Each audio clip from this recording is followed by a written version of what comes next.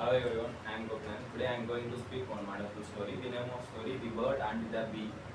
One sunny morning, a little bird was building her nest on a tree. A friendly bee building. the friendly bee flew and said, "So you work so hard every day." The bird chirped and, "Yes,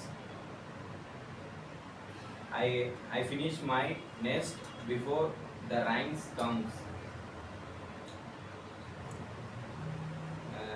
The bee replied, "I also collect nectar every day, one drop at a time,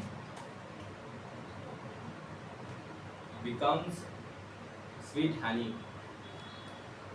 Day by day, the bird built, built her nest and the bee filled her hive. One day, strong winds blew through the forest. Many animals were scared, but the bird and the bee stayed safe in their homes. The bird said, "Hard work always keeps us safe."